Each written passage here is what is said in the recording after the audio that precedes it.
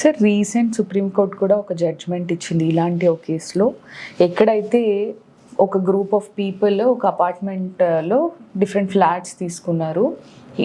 అయితే ఎవరైతే ఉన్నారో developer are the owner of that building ఆయన అనుకున్న టైంకి వీళ్ళకి పొజిషన్ ఇవ్వలేదు.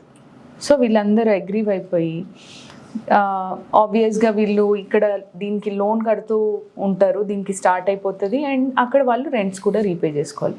సో కన్జ్యూమర్ ఫోరంకి వాళ్ళు అప్రోచ్ అవ్వడం జరిగింది సార్. కన్జ్యూమర్ ఫోరంకి అప్రోచ్ అయిన తర్వాత వీళ్ళకి ఏవైతే పెనాల్టీస్ ఉంటాయో ఆ పెనాల్టీ ఆయన మీద వేశారు. మీరు ఇంత పెనాల్టీ డెఫినెట్గా రీపే చేయాలి వీళ్ళకి, ఒక్కొక్క కన్జ్యూమర్కి మీరు మీ దగ్గర ఫ్లాట్ బై చేసినందుకు అని.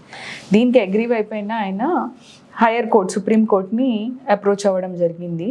2 judge bench Vikram Nath and justice Prasanna వీళ్ళు ఏమని అన్నారంటే, సార్ అసలు ఈయన మీరు ఏదైతే ఆర్గ్యుమెంట్ చేస్తున్నారో దాంట్లో మెరిట్స్ ఏం లేవు.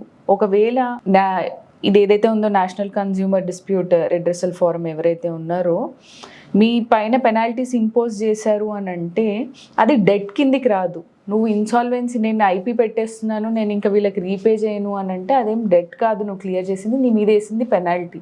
You should definitely clear it.